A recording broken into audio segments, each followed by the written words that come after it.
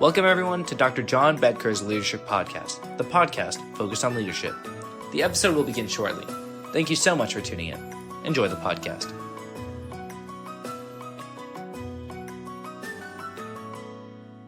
Welcome everyone.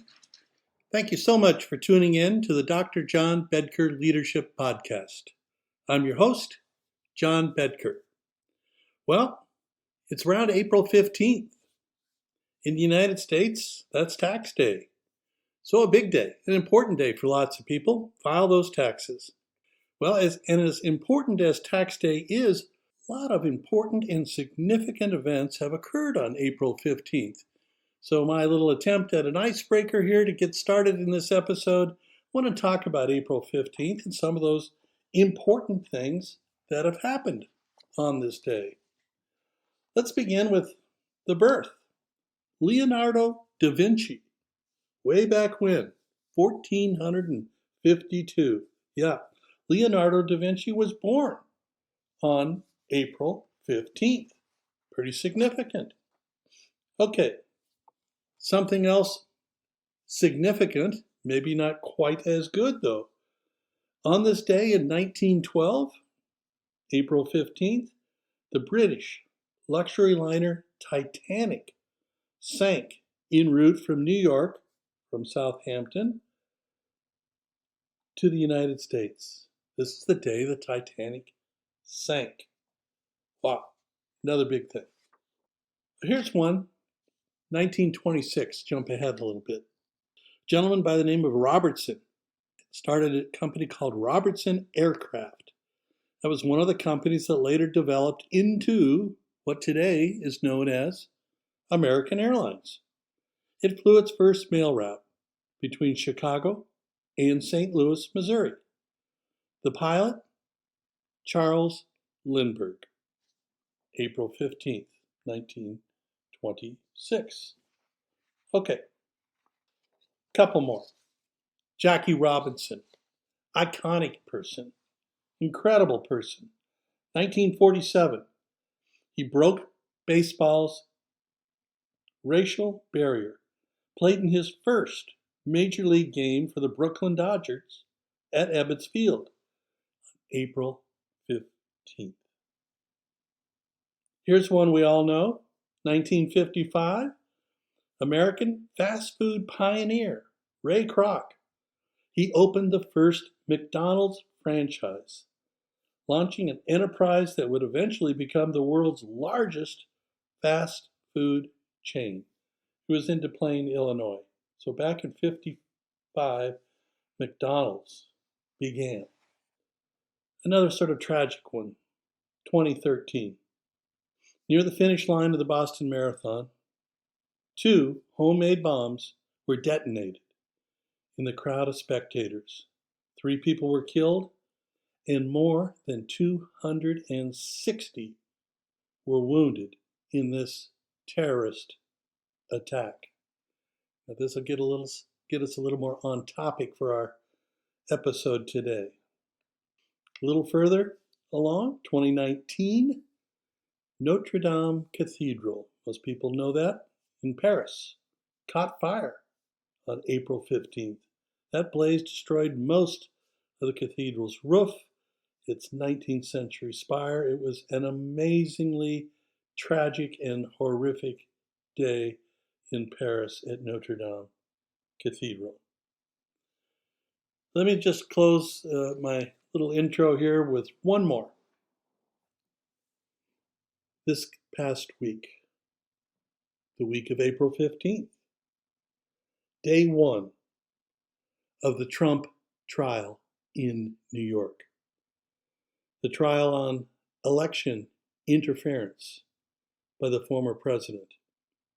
Allegedly, 2 different women he paid off to have their stories about the, again, alleged affairs with each of them kept quiet.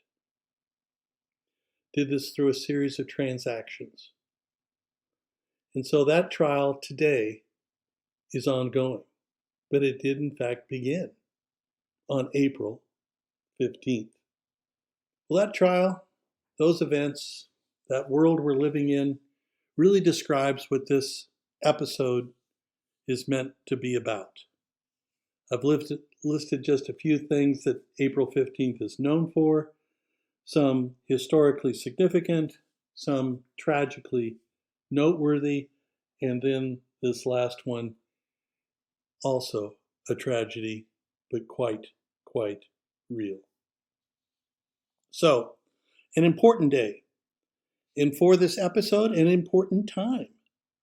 Leadership, what this podcast is all about, has never been more important, more needed, and tragically more absent.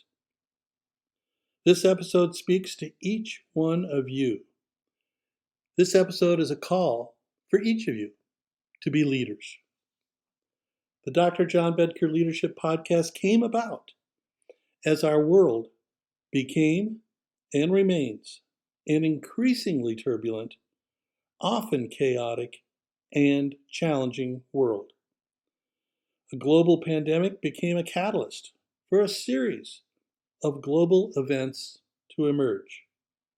Some had been there for a long time, but now were in plain view.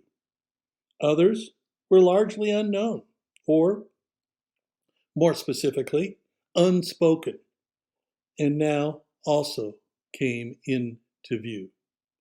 And this is one of those calls for each of us as leaders to come into the light of day, to speak up and to speak out, to be that beacon of truth, of honesty, of facts, not to spread stories, innuendo, misinformation, disinformation, and certainly not to lie, but to speak the truth. That's the call today in our troubled world, our turbulent times. So, what did we learn as a result, as a consequence of this global pandemic that really altered the lives of so many of us? We learned a lot. As leaders, we learned a tremendous amount. We learned that there were, in fact, systemic ills, from large to small, from local to global. The list of things that we became aware about is both broad and deep. Well, what are leaders to do? What can leaders do? So let me begin by setting a little bit of a stage for you. Just as I did in the intro by mentioning this interesting and significant day, April 15th, I'm going to give some quotes as well. Paint a word picture for you by leaders, people that have said and done significant things. They have spoken up and they have spoken out. I'm going to begin by a Chinese general from a long time ago, about 500 years BC. General's name is Sun Tzu, again a Chinese general. He was known to be a great war strategist. His methods, though, often did not involve combat or battles.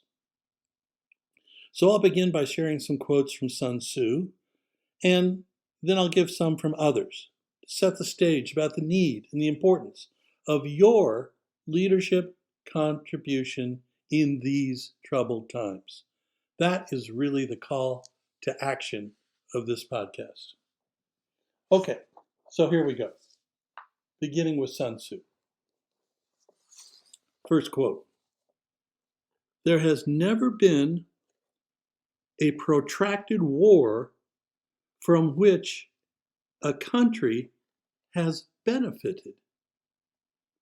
Well, that causes you to pause. That causes one to think. We'll read it one more time. There has never been a protracted war from which a country has benefited. Okay, let's think about that a little bit. Here's a couple more, again from Sun Tzu. Quotes. He will win who knows when to fight and when not to fight. Another one. In the midst of chaos, there is also opportunity. And the last one I'll mention, certainly there are many, many more from Sun Tzu, but just to get this going, the wise warrior avoids the battle. Okay, so here's a person back from, I think, 544 BC. Has this book he's reputed to have been the author of called The Art of War. It's known as one of the earliest military treaties. Some of these quotes today cause you to pause, to think, and to reflect. Think about our world today, our troubled world. What are the implications? What does it mean? What's it all about for us? So, for instance, the quote about war not really solving things. A protracted war really doesn't lead to peace. No, it might just breed the next generation of warriors, of people with grievance, of people seeking conflict. For instance, if you were a young Palestinian child, I don't know, 8, 9, 10 years old, trying to stay alive in Gaza. You're not part of Hamas. You want nothing to do with them. But your experience, your lived experience, is forever etched into your being. Well, what happens 10, 12 years from now? Late teens. And there's a problem. Well, you have a memory.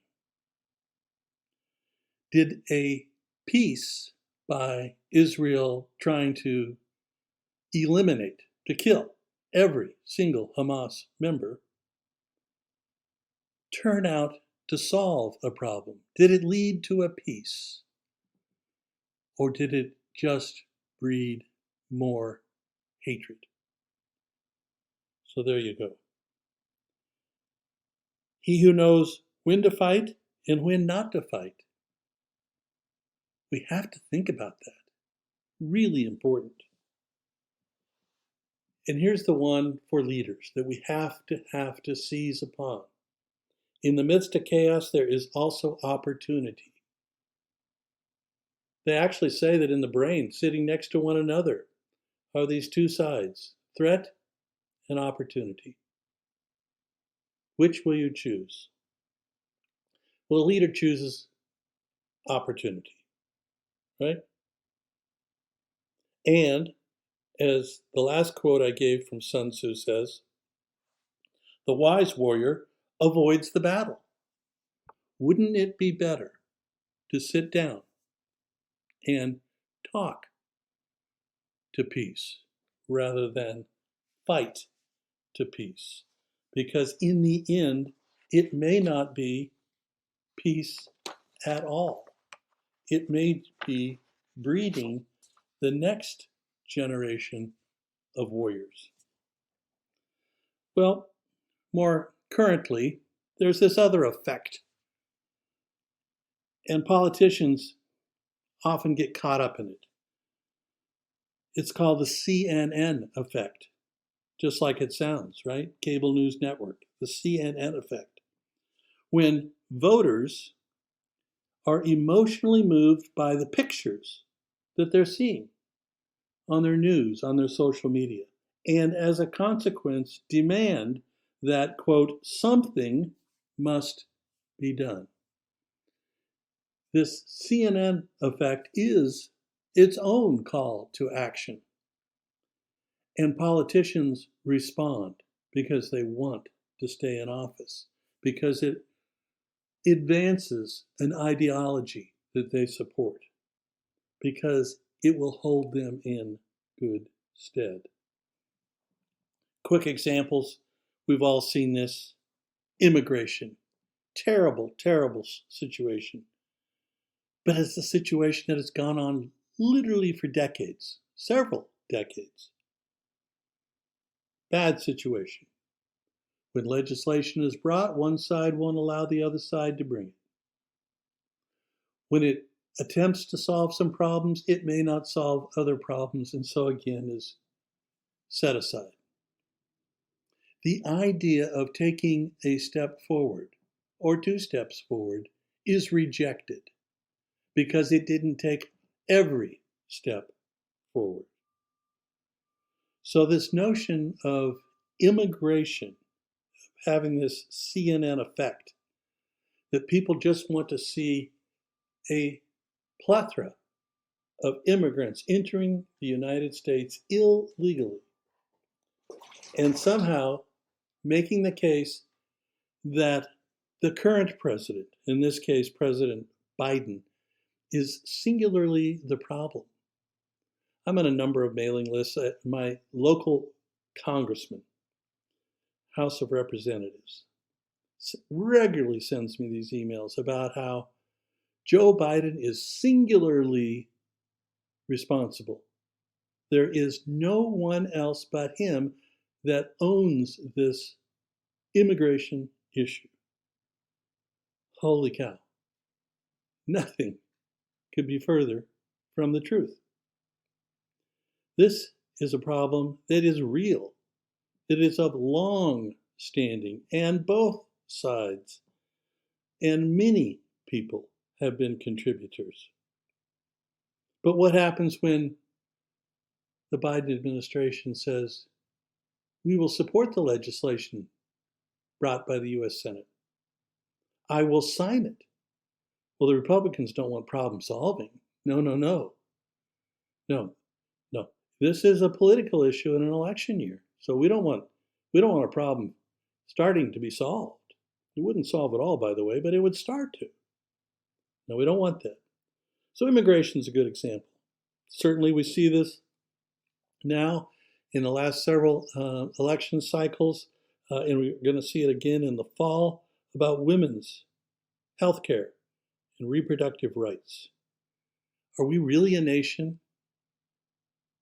of equality? Do we believe that all people are equal under the law? Do we believe in our founding documents or not? Well, again, this is that place today for leaders.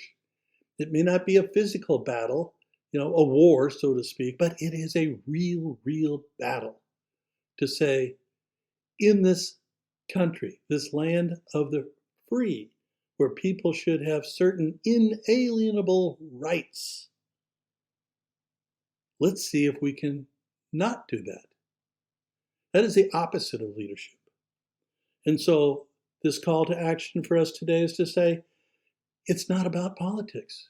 It's about doing the right thing. That's what we're called to do. Do the right thing. Now, one of the things, certainly economically, we talk about is the price of goods.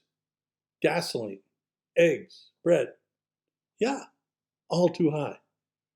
Really are too high. You could say that about drug prices. We can say that about a lot of things. Do you think that the current president, President Biden, sets the price of gasoline at the Exxon Mobil station in your neighborhood? Folks, he does not. Exxon Mobil does that. Now, can he do things? Can he help? Can he support? Can he have a voice? Yes, and leaders should. But he does not set that price.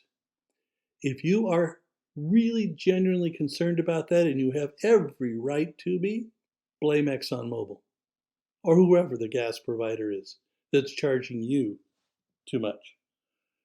Understand who the opponent is. Address that. Don't take this political path, which, as you know, I assiduously avoid.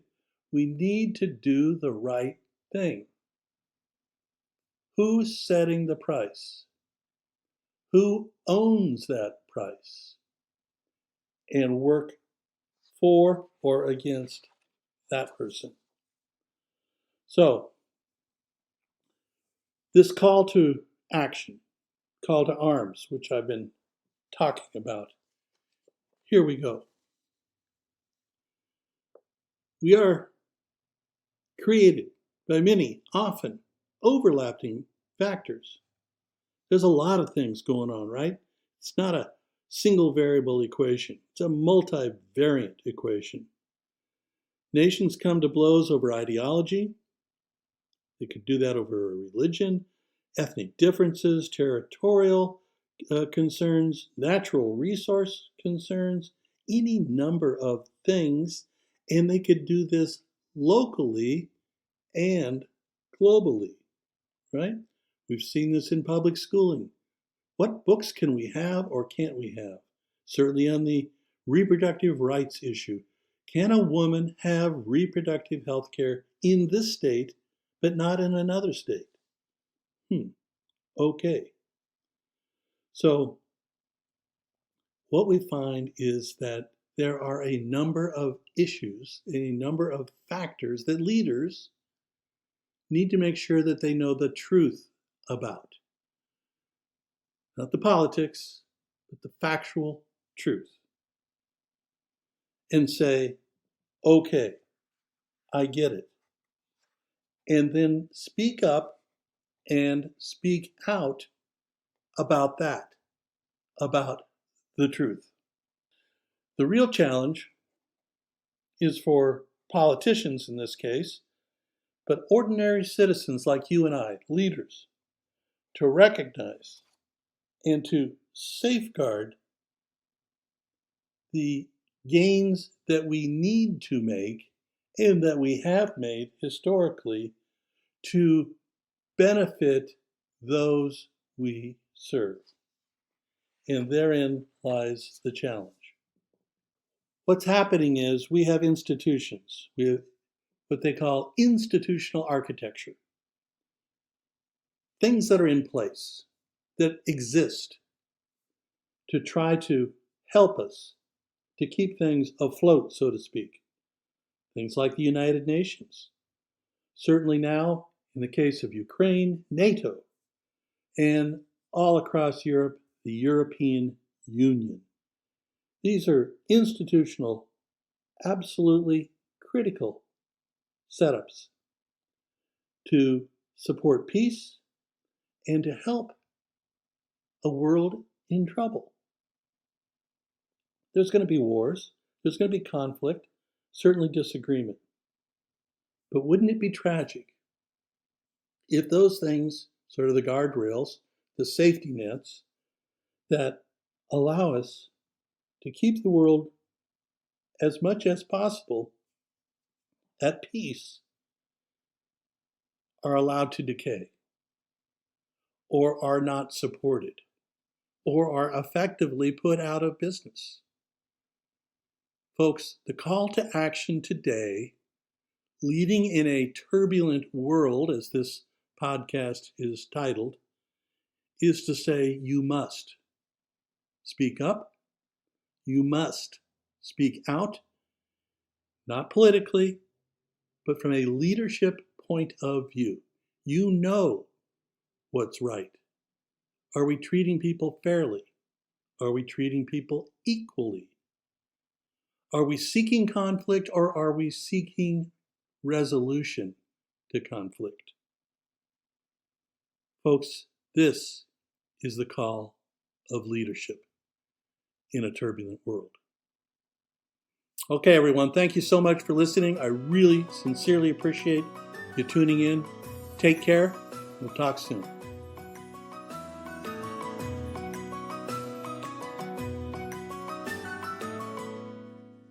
Thank you for tuning in to Dr. John Bedker's Leadership Podcast.